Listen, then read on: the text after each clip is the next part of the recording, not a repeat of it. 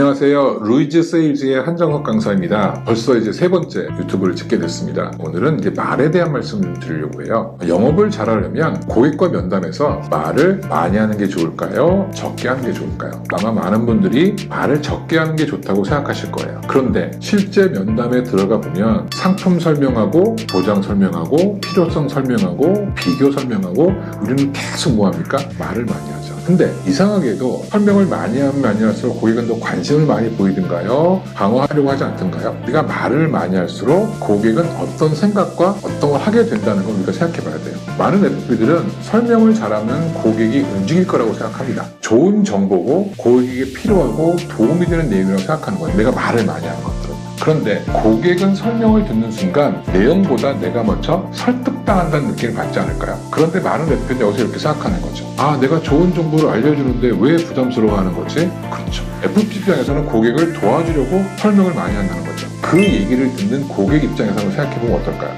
FP는 짧은 시간 동안에 상품 설명을 하고 특약 설명을 하고 보장 설명하고 필요성 설명하고 그 많은 얘기들을 하는 거죠. 숨 쉴 시간도 없이 막 얘기를 하고 싶어 해요. 그런데 고객들은 우리가 하는 그 많은 설명의 얘기들을 듣는 짧은 순간에 뭘 해야 되니까 판단을 해야 되는 상태가 된다는 거죠. 그럼 그 판단을 하는 게 긍정적으로 작용할까요? 부정적으로 작용할까요? 여기서부터 방어가 시작되는 겁니다. 이런 생각 한번 해본 적 있으니까 내가 말을 막 할 때 고객은 무슨 생각할까? 많은 FP들은 자기가 무슨 말을 하고 있는지만 생각한다는 거죠. 하지만 실제 면담에서 더 중요한 건 뭘까요? 고객 머릿속에 무슨 일이 벌어지고 있는 거 아닐까요? 고객은 설명을 듣는 동안에 FP가 원하는 생각만 할까요? 그렇지 않을까요? 이런 생각을 더 많이 하실까요? 이건 꼭 필요한 건가? 보험료가 너무 비싼 건 아닌가? 지금 꼭 해야 되나? 이 얘기 남편한테 했다가 싫어하면 어떡하지? 거절은 어떡하지? 지금 결정해도 되는 걸까? 엄청 많은 갈등들을 하겠죠. 즉 고객은 설명을 듣는 동안 계약의 이유보다는 계약하지 말아야 될 이유로 훨씬 더 많이 찾을 가능성이 높지 않을까요?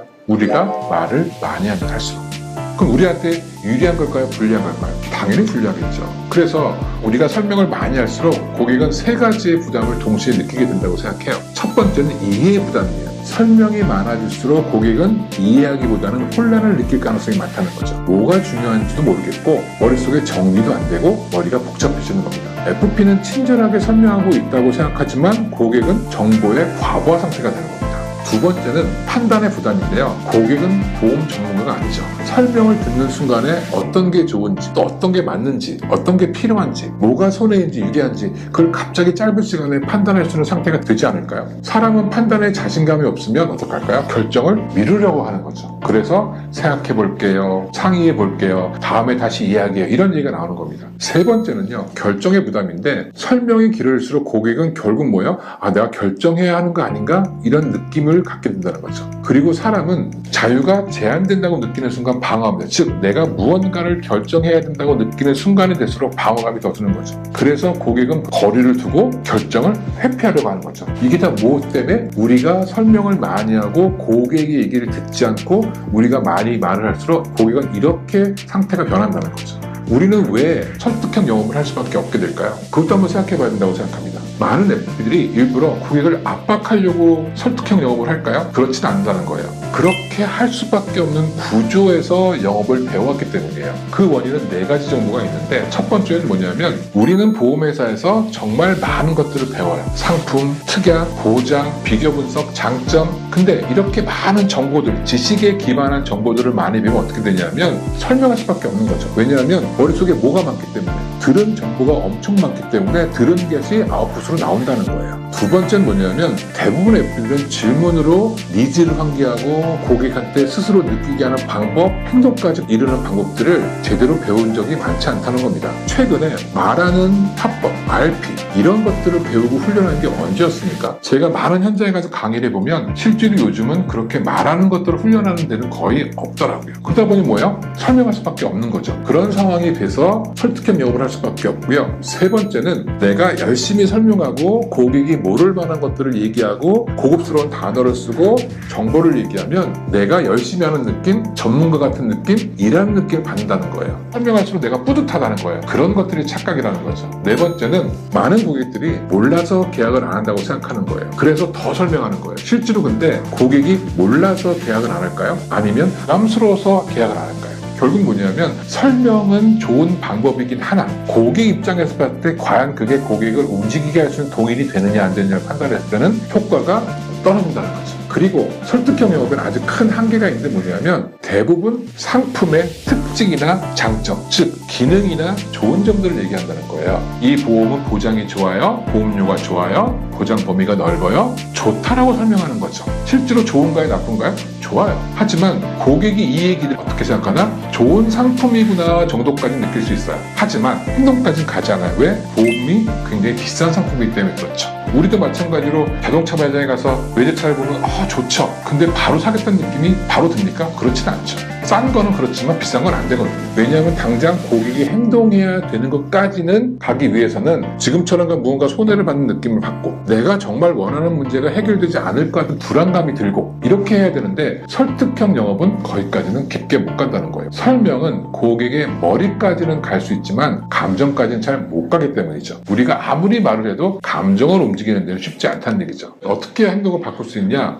예화를 하나 들려드릴게요. 바람과 해와 나그네 아시죠? 외부의 힘으로 나그네의 옷을 벗기려고 하는 바람과 내부의 힘으로 나그네의 옷을 벗기려 하는 해가 싸우는 거잖아요. 행동의 비자발성과 행동의 자발성에 대한 좋은 사례라고 저는 생각하거든요. 우리가 얘기하는 설득형 영업은 바람일까요? 해일까요? 바람의 방식을 사용한다는 거예요. 설명하고 설득하고 밀어붙이고 논리적으로 압박하는 거죠. 근데 바람이 강하면 강할수록 나그네는 어떻게 행동했죠? 옷을 벗었나요? 더 입었나요? 고객도 마찬가지 아닐까요? 설득을 하면 할수록 부담스럽고 해서 옷을 벗으려고 하는 게 훨씬 더 방어가 나온다는 거죠. 고객을 행동하기 위해서는 해의 방식을 사용해야 됩니다. 질문하고 공감하고 듣고 고객 스스로가 느끼게 만들어야 된다는 거죠. 고객을 밀어붙이지 않으면서 고객 스스로가 움직이게 만들어야 된다는 겁니다. 그럼 해의 방식을 사용해서 고객과 면담에 사용할 수 있을까? 실제로 해의 방식의 말은 설명이 아니라 질문입니다. 질문은 단순히 정보를 전달하는 게 아니라 고객 스스로가 생각하게 만드는 기술입니다.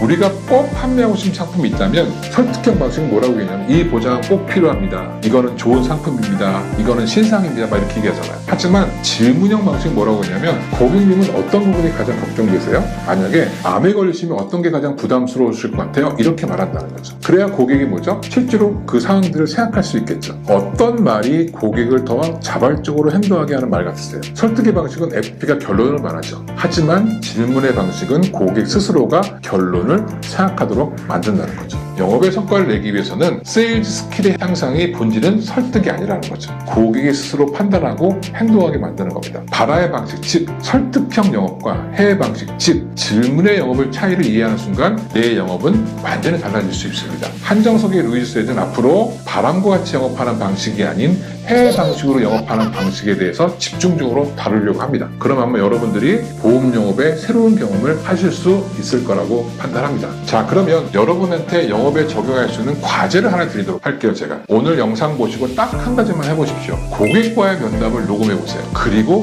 들어보십시오. 내가 설명을 많이 하고 있는가? 질문을 많이 하고 있는가? 질문을 몇 개 정도 했나를 한번 체크해 보십시오. 생각보다 많은 분들이 바람의 말을 사용하고 있다는 걸 아시게 될 거예요. 오늘부터는 설명을 줄이고 질문을 늘리도록 노력해보자. 그러면 고객의 반응도 달라지기 시작할 겁니다. 그래서 오늘은 세 번째 시간으로 설계사가 가장 많이 하는 착각, 즉 영업 방식에 대한 말씀을 드렸어요. 바람은 밀어붙였고 해는 스스로 움직이게 만들었습니다. 설득할수록 고객은 멀어지고 고객은 스스로 느껴야 움직인다는 거죠. 생각이 바뀌면 행동이 바뀌고 행동이 바뀌면 결과가 바뀝니다. 한정석의 루이즈 세일즈였습니다. 감사합니다.